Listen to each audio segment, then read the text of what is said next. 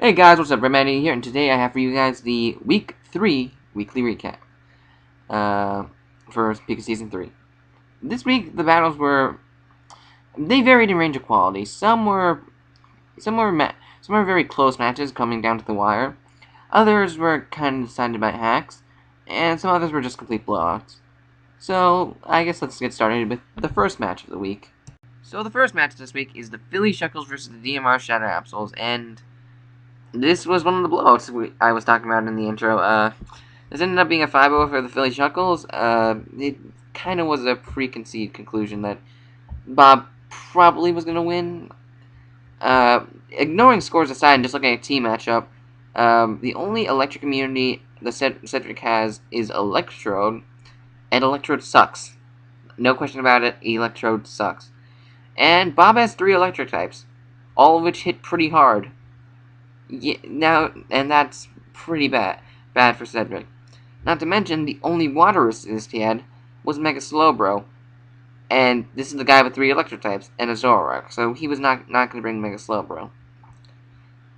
And so Crocoon was probably the safest option he could, besides his electric types, he could bring.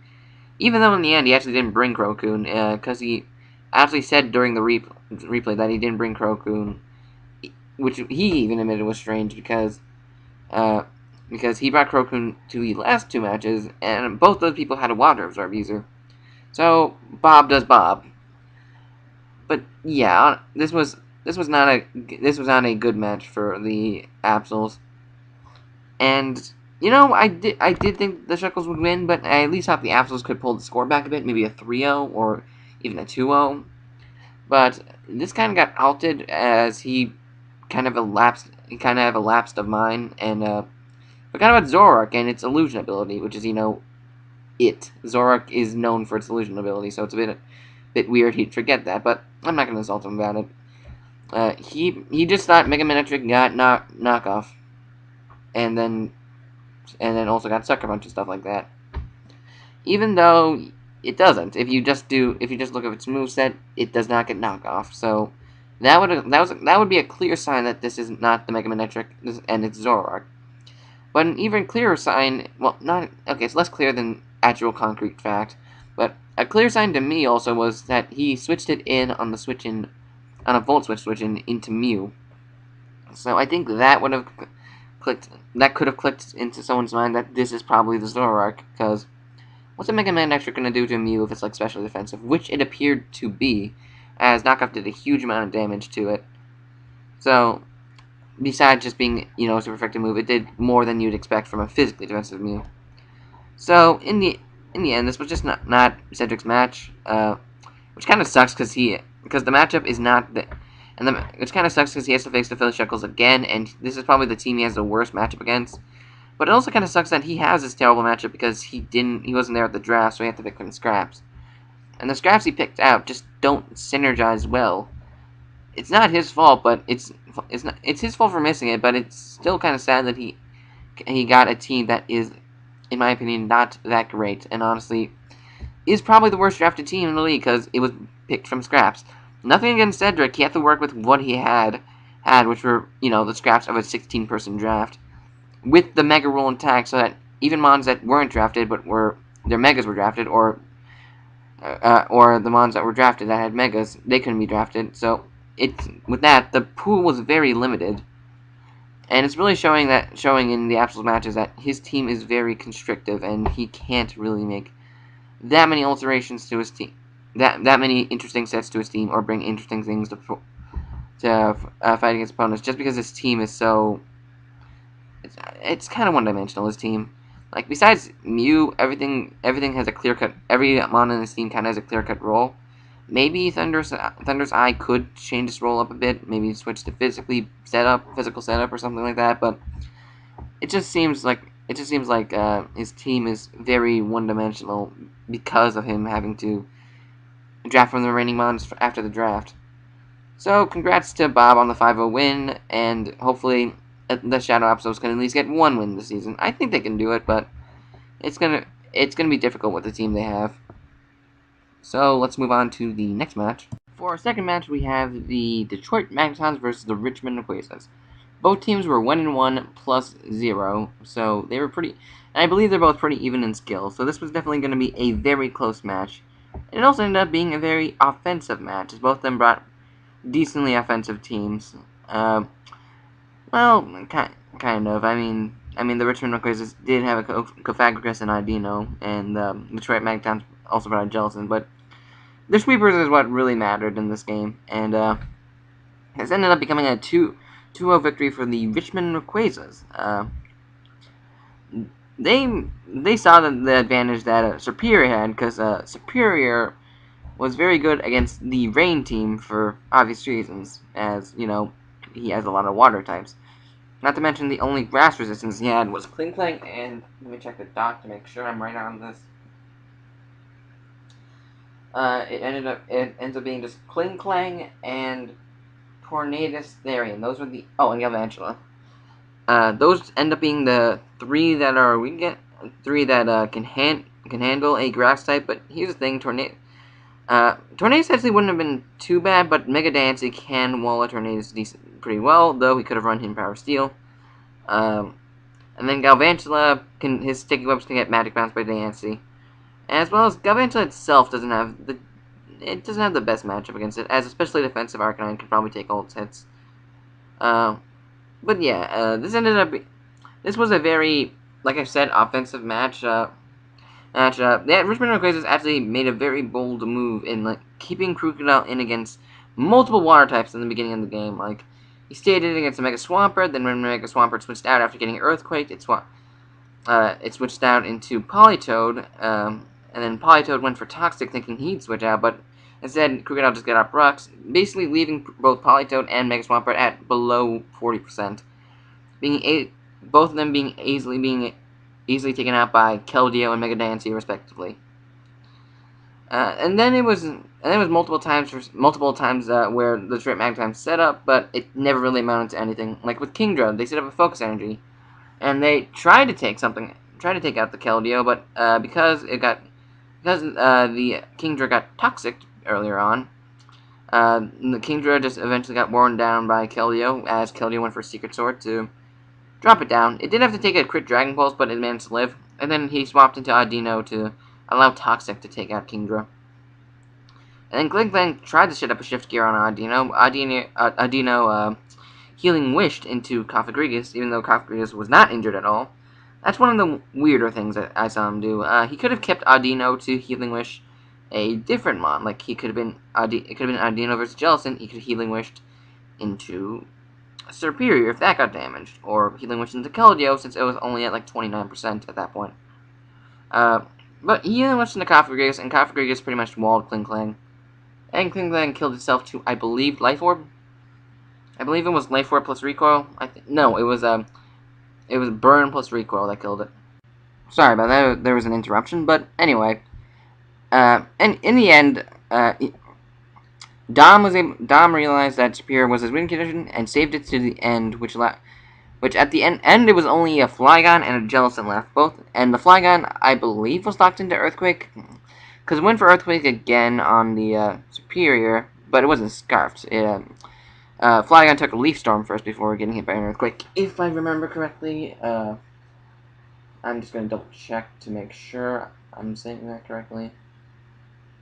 Yeah, his Earthquake went second, so it probably was Banded Flygon, because he just Earthquake Superior again. And then Jellicent obviously died to a +4 Leaf Storm. So in the end, it ended in the 2-0 victory for Dom, and I think Dom really deserved this win. He prepared very, very well, and saw the mon that could sweep up the Magnetons team at the end. Golden played really well as well, and I'm sure he's gonna bounce back from this. He'll bounce back from this loss. So anyway, moving on. Let's move on. Let's go to the next match, which is actually mine. So yes, the next match is the Washington Red Shells, which is my team, versus the Indus Valley Infernapes, coached by Rohith. I'm currently 2-0, and Rohith is 0-2. Not to say that he's a bad player. He's actually a very good player. It's just that he's just been making a few. He just made a few bad moves in Nick's match, as well as I think his prep was a bit off on the Philly Shuckles match. I'm not sure. I think Bob just played better, but that's something to discuss later. But anyway, the Indus Valley Infernape are looking for a win. I'm looking to keep stay undefeated, and I'll be honest, I did not play well this match. Like there were definitely a few plays that I did that I sorely regret very much, and I will talk about them when they come up. So the match started pretty well in my favor. It was Latias versus Rotom Heat. This is the first misplay. I actually go for Hidden Power Fighting, predicting just a straight switch into Bisharp. Instead of Rotom H taking a Psyshock, he just straight switch into Bisharp in order to not take any damage. This was dumb because Rotom he obviously can Volt Switch, but I just didn't think he'd want to have that much damage on Rotom Heat yet. So Rotom Heat ends up Volt Switching out, goes in. And I'm thinking, oh great, I revealed Hidden Power, he's not going to go into Bisharp. He's going to go into something else that can handle it, like maybe Vaporeon. But he ends up still going to Bisharp, which is a misplay on his part, and I end up killing it with Hidden Power Fighting, so I guess I'm fine with that. I'm really happy he did that, because that took out one of the bigger threats on this team, but I don't know, it was just kind of weird why he still went into Bisharp. Anyway.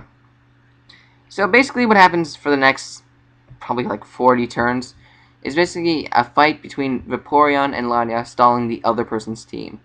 He didn't have really good options to kill Latias after Bisharp died, and I didn't pack the best options to kill Vaporeon besides Electros.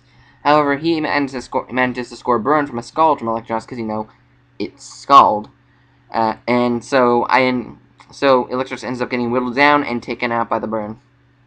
So we're both sitting here, nothing's happening, and I decide I need to be able to kill Vaporeon. So my original game plan was for Beartic to be a late game sweeper and just clean up the rest of the match.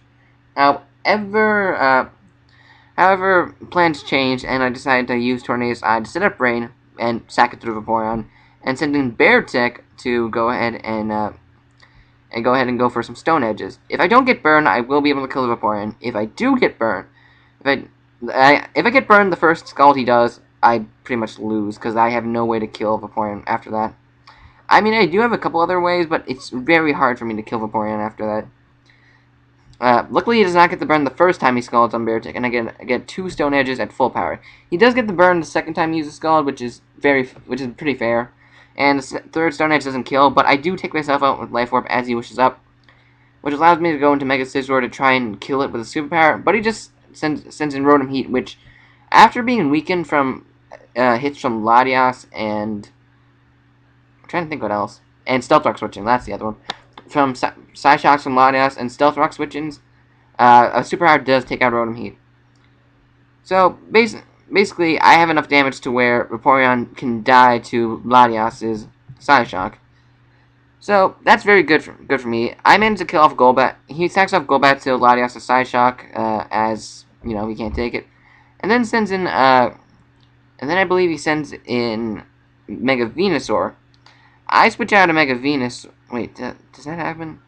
No, he goes into Conkeldurr because he can live a Psyshock and kill me with a Poison Jab from the health I'm at. So I switch out into Mega Scizor. It's max physical defense, so I was positive I can take a hit, even a Fire Punch. And after I take the Poison Jab, I make one of the dumbest moves in my league battling career, and I click Swords Dance instead of Bullet Punch. My reason for it is very weak. I thought that if he did switch out, I would end up words. I thought he might switch out in case he didn't have Fire Punch, or even though I was pretty sure he had Fire Punch, or I could live the Fire Punch, do massive damage with the Bullet Punch, and if he decides to switch out because I'm Swords Dancing, like into something like Vaporeon, kill it with something like a Bullet Punch. I want to pause for a second. Sorry about that. Anyway, so basically, Swords Dancing was for those very flimsy reasons. What I should have done is just click Bullet Punch. Bullet Punch would have done around 30%, and that was enough percentage to put Latias to give Latias allow Latias to kill Conkeldurr. And even if he Mox Punched, how I calced it, I would live 2 more turns of burn because Latias was burned from Vaporeon Scald. which means I could have killed the last two members of his team, Vaporeon and Mega Venusaur, with Latias as Psyshock. So, in the end, I should have just Bullet Punched. I would have won the game that way. Instead, I click Swords Dance, and he takes me out of the Fire Punch because he turns out to be Life Orb Iron Fist, and I don't know why I didn't think that was a possible set. I'm not sure why I didn't think about that. I was just so dead set it was probably going to be a Assault Vest that I was too blind to realize that could have been something he could have pulled off. Man, I keep getting interrupted. Anyway, so I go into Latias, I do some Roost shenanigans, he keeps on Poison Jabbing and Drain Punching me, showing that it's a pointless struggle to keep roosting. So, I basically lose at this point, because he can just kill off my Latias. So I just go for Psyshock in order to try and kill it, maybe I could get a crit, and I did. I won and this means I win, because Latias, he sends in Vaporeon, I Roost Step on the Vaporeon, kill that with a Psyshock, and then I killed Mega Venusaur with a Psyshock because he wasn't max physically defensive. Because I got a crit on his Conkeldurr, I was able to win that match. If I did not get that crit, I would have lost 3-0, possibly 2-0 if... Nah, it would have been 3-0. Conkeldurr just Drain Punches Regirock and wins from there. So yeah, this was not a very good showing on my part. Rohith had the win. He had the win. He played really well and backed me into a corner where if I misplayed, I would lose the match. And I did misplay, and I was going to lose the match until I got a crit. And with that crit, I ended up winning my match. I can't say I'm not happy to be 3-0, but I can't say that was a very satisfying win either. Like, Rohith should have gotten that win. He's 0-3 right now, and he doesn't deserve to be. I've seen from his battles that he's a pretty good battler, and he really shouldn't be 0-3. He should be 1-2, and I should be 2-1. But the gaming Pokemon that we play is based all around hacks, so it doesn't matter if you play to your very best. Sometimes the lucky person wins, and that's sad. But Pokemon is Pokemon. You gotta expect that sometimes. So sorry, Rohith. Hopefully in our rematch we don't get too much hacks. So now let's move on to the other Sapphire Division match. So next up we have the Iowa Focus Energies versus the Denver Dashers. Another very close match. It ended in a 1-0 victory for the Denver Dashers. The Iowa Focus Energies were already off to a bad start by the first turn, as they overpredicted a bit, going for Crunch, probably predicting Cresselia to come in, as they didn't think that a Metagross would have wanted to take an Earthquake from a Tyrantrum. But instead, Metagross stays in, goes for their Meteor Mash, and kills the Tyrantrum, which was one of their better win conditions during this match. At least it would have been a good way to kill Cresselia.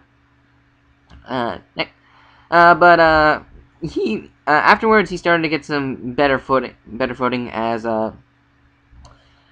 he was able to get an Encore off on the Magneton to force him to sub, and then forcing him to sack off a Monitor Raichu, which ended up being Mega Lopunny, which I wouldn't have done. I would have just gone to Cresselia to take the hit, even though Cresselia ended up being your win condition at the end. You can take a Volt Switch from a Raichu. It's not that bad. You didn't have to sack with Mega Lopunny, as Mega Lopunny was also a pretty good way to kill Gengar, but you ended up doing fine with Cresselia, killing it later on in the match, but that's whatever. Gengar ended up being a very big pain in the Denver Dashers' side, as it was able to kill off the Metagross after Metagross went for a Bullet Punch against Gengar just to get off damage. It killed the Azumarill, as Azumarill got paralyzed once on Gengar's switch-in to Azumarill, where he went for Waterfall, which would have killed Gengar. And another time where Azumarill went for Aqua Jet to try and get damage off on Gengar, but got paralyzed and ended up dying to Gengar. Actually, I think Aqua Jet might have even killed. Not quite sure. Magneton ended up dying to Raichu's Focus Blast, and the endgame was looking like Blissey, Gengar, and Raichu versus Haxorus and Cresselia. Haxorus ended up going for Haxorus killed off Raichu with an Outrage, and then died to Blissey's counter from for counter to its outrage, though Blissey was at 39%. And all that was left was Cresselia, and Cresselia does what Cresselia does best: calm mind and win. Cresselia sets up a sub against the Blissey, predicting maybe a Thunder Wave, and then begins to start setting up calm minds. Man, I don't know why everyone's interrupting me today, but anyway, with Cresselia behind the sub, it begins to start setting up calm minds as Gengar comes in. Gengar was able to break the sub, and Cresselia kills the Gengar with Psyshock. And then Cresselia sets up another sub, as Blissey does not have Seismic Toss, so he cannot break Cresselia's sub, and he goes for Psyshock and wins the game. So this ended up being a very close match. There was a little bit of hacks. Togekiss died to a crit Rock Slide from Haxorus, though that's not really that ended up being not too big of a hacks, as even though a crit was needed to kill Togekiss in that one move, he didn't really have much to switch into a Rock Slide from Haxorus else, and there was not really much else Togekiss could be used for, besides being sacked off to Haxorus, and the crit ended up not really mattering too much. And then the paralyzed hacks on Azumarill definitely caused the score to be lower, at least in my opinion, because if Azumarill didn't get hacked, it would have killed Gengar, and then it would have just been Blissey and Raichu versus Cresselia and Azumarill, and I'm sure he would have on the Volt Switch or Thunderbolt, Cresselia would have swapped out. So in the end, I do think the hacks mattered a decent. Didn't really matter to the overall outcome. I think it just basically affected the differential and how turns were played out. But with that being said, it was still a pretty close match, and both the teams played their hardest.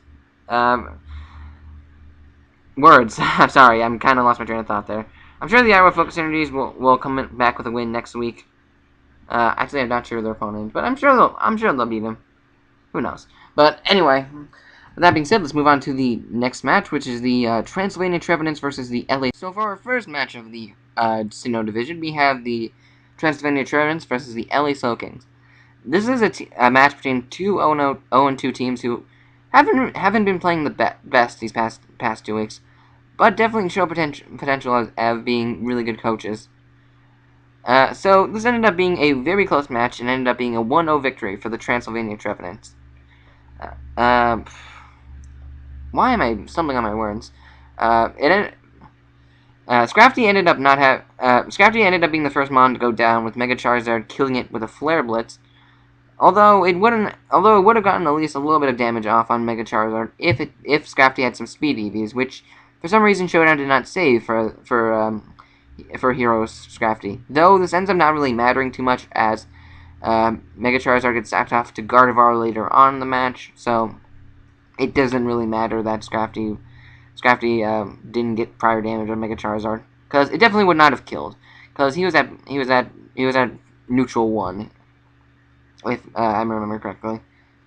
But continuing on, eventually Mega Gardevoir is in. It manages to kill Cloyster. It manages to kill Alomomola, and then Mega Charizard gets sacked off to it as well, which wasn't the best idea in my opinion.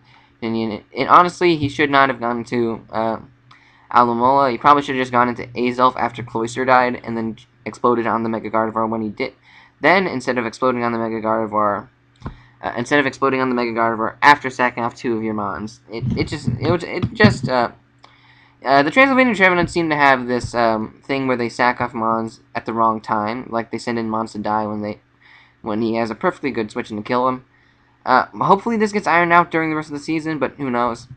After Azelf explodes and kills Mega Gardevoir, Breloom manages to take out the opponent's Mienshao with, I believe it was a combination of, it was either a Bullet Seed plus Mach Punch, or I'm forgetting how he killed it, but I know he ended up killing it with a Mach Punch. And then later Excadrill then came in to revenge and kill the Breloom. However, at this point he did not have enough to take out he didn't have the resources to take out a Landorus anymore, so with that Landorus gets the last 3 kills, killing Excadrill, Lantern, and Shuckle. So with that ends the match at a 1-0 victory. So the Transylvania Trevenants managed to get a victory over the LA Slowkings, and yeah, the other Slowkings are 0-3, but I don't think they are the worst 0-3 team. Well, they're not the worst 0-3 team score record-wise. And I don't think they've been playing as the worst 0-3 team. Personally, I think there's a different 0-3 team that I think is the bottom of the sleeve currently, but I'm not going to express that right now. But I'm sure eventually the hero will get a win. It's just a matter of time. As for the Transylvania Trevenants, I'm happy they finally got a win, and hopefully they're able to get some more wins because they have a very interesting team. I'm not going to say whether it's good or bad, but it's very interesting, and I'm hoping to see that they're able to get at least a few more wins out of this team. So let's move on to the other Diamond Division match. So we have the Berkhamsted Bastiodons versus the Oneonta Quagsires, and honestly, I thought this match would have been a bit more interesting, but unfortunately, if you look to the right, you'll notice that the Quagsires team looks very familiar from the team he brought last week. Well, that's because he brought the same exact team from last week by accident. 10 turns into the match, he realized that he brought the same team from last time. And they both agreed that they should just continue going on with the match because they've gone on too long. But it is a bit sad that he didn't bring the team he wanted to. Though that does mean he gets to keep a few secrets for their next battle, as since they're in the same division, they will have a rematch against each other. But yeah, this ended up being a 4-0 victory for the Berkhamsted Bastiodon, mainly because the Oneonta Quagsires did not have the type of mons to deal with the team the Berkhamsted Bastiodon brought. As I said before, they did not bring the right team. So the only mon that ended up getting some kills on the Quagsires team was Donphan, and that was mostly pity kills. And those were mostly pity kills, as he could have, the Berkhamsted Bastiodon could have played a bit more carefully there. But he does let both his Bastiodon and his Heatran die to Donphan's Earthquake.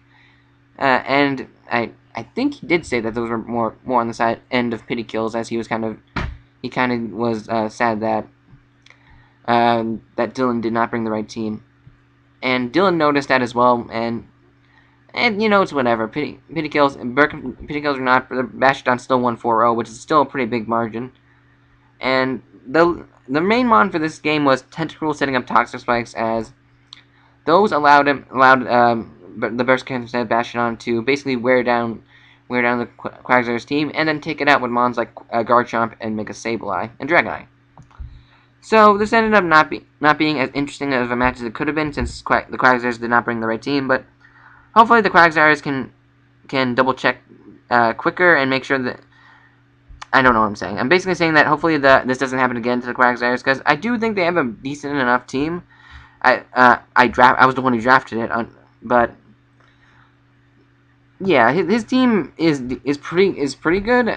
Pretty good. I'm not saying I drafted the best team, because I was still working under his guideline, because it was more like a compromise of what he wanted and what I thought was best. So there you go. Because if I'm being honest, I wouldn't have drafted Quagsire since he already had Milo Tick as his water type. But that's beside the point.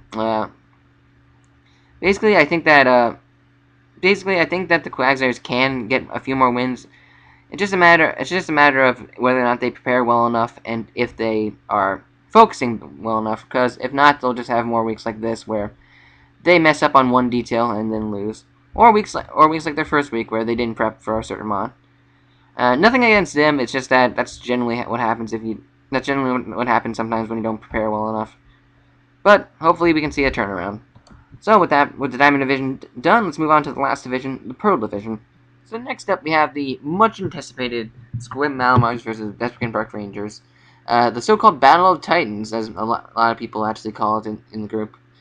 Well, a lot of people who are online normally when this happened. But anyway, this was definitely a very good battle up to a point. There was one point in the match that was kind of bad for one of them, but it wasn't hacks or anything. It was just a bad call on their part, but I'll get to that later.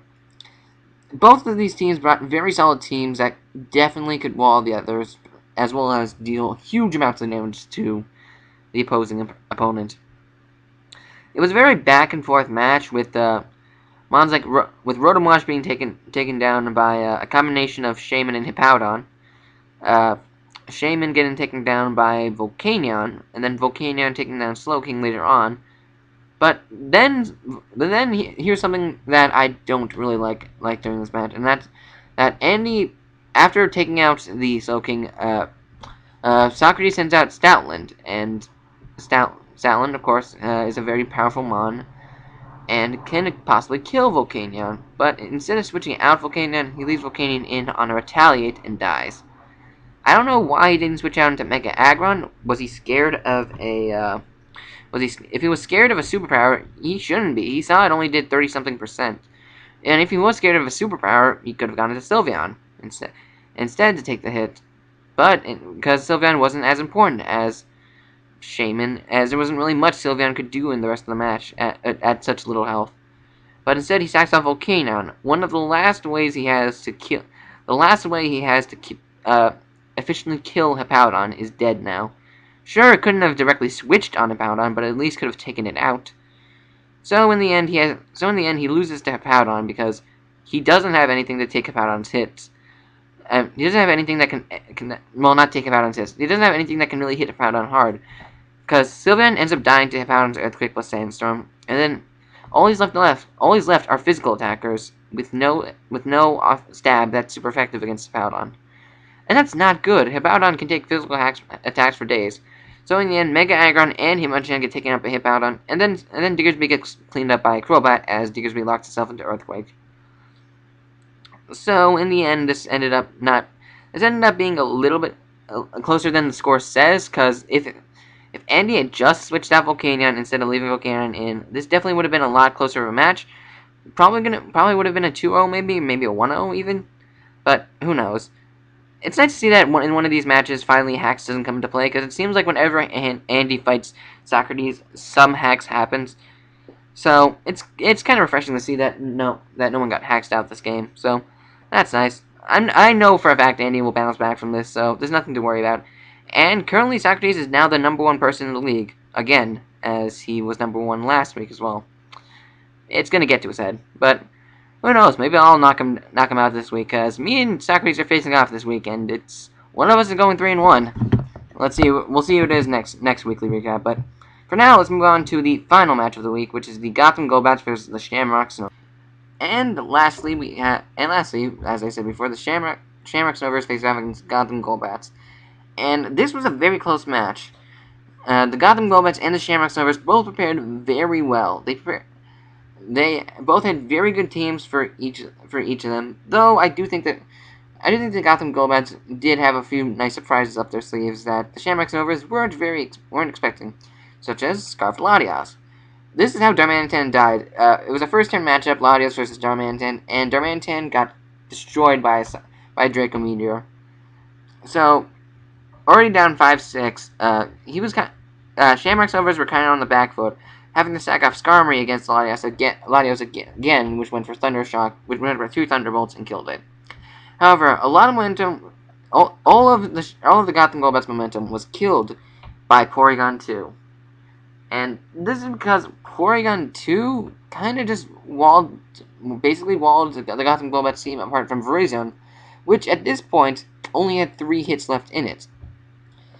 And there were 3 mons left, so enough hits to kill, right? Well, not actually, considering. Yeah, it wasn't actually enough, considering that after calculating, if the Porygon 2 was max physically defensive, it would have been able to live. It would have actually only taken like max 68% from Virzion's close combat, if not Swords Dance up. So in the end, he couldn't really switch in Virizion whenever something went down on his team to take on Porygon 2, because he was aware that it probably wouldn't have killed the Porygon 2. So he had to try and weaken it down with things like Mega Altaria, which also killed the Jordagon, and as well as Victini and Jolteon, all 3 of which were all taken down. And then he decided, you know what, screw it, I'm just going to go into Virizion, and I believe the first thing he does, let me just quickly, sorry, I'm just going to pull this up. I forgot to pull it up. Yeah, I just forgot to pull this up. I don't know why I didn't pull up the kill death, but I'm pulling it up now.